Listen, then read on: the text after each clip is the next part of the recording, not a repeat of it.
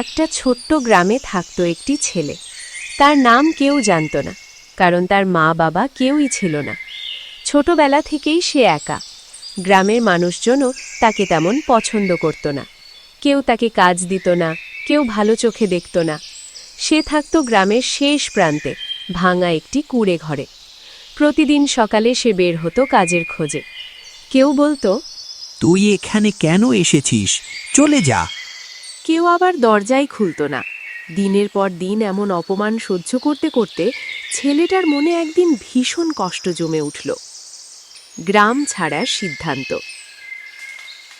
এক সন্ধ্যায় সে নদীর ধারে বসে ভাবল, এই গ্রামে আমার কেউ নেই, কেউ আমাকে চায় না। আজ থেকে যেদিকে দুচোখ যায় সেদিকেই চলে যাব। পরের দিন ভোরে কিছুই সঙ্গে নিল না, খালি পায়ে হাঁটা শুরু করল। হাঁটতে হাঁটতে সে গ্রামের সীমানা পেরিয়ে গেল। রাস্তা তাকে নিয়ে গেল ঘন জঙ্গলের দিকে। জঙ্গলের যত ভেতরে ঢুকছিল ততই অন্ধকার। বড় বড় গাছ, অদ্ভুত শব্দ, পাখির ডাক, সব মিলিয়ে ভয় লাগছিল। তবুও সে থামল না। হঠাৎ করে সন্ধ্যা নামল। ঠিক তখনই সে দেখতে পেল পাহাড়ের গায়ে একটা পুরনো গুহা।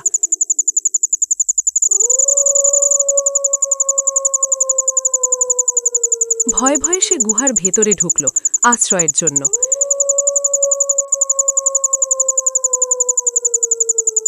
ভেতরে ঢুকে তার চোখ ছানা বড়া।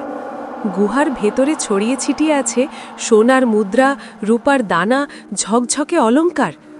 ছেলেটা অবাক হয়ে বলল, এগুলো কি সত্যি নাকি স্বপ্ন দেখছি? হঠাৎ তখন গুহার ভেতর থেকে ভেসে এলো একটি গম্ভীর কণ্ঠ। এই সোনা তোর, যদি তুই লোভী না হস। এই ধন বহু বছর ধরে এখানে আছে।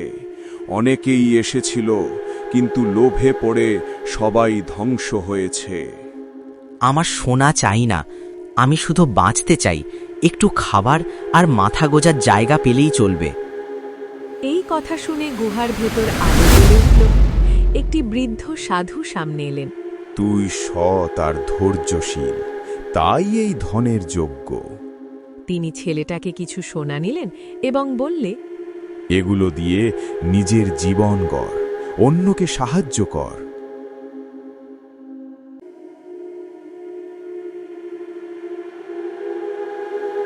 ছেলেটা জঙ্গল ছেড়ে আবার গ্রামে ফিরে এলো। এইবার সে আর অসহায় নয়, একটা বাড়ি বানালো। গ্রামের এক মেয়ের সাথে বিবাহ হলো। সে কাজ দিল গরিব মানুষদের, সাহায্য করলো অসুস্থদের।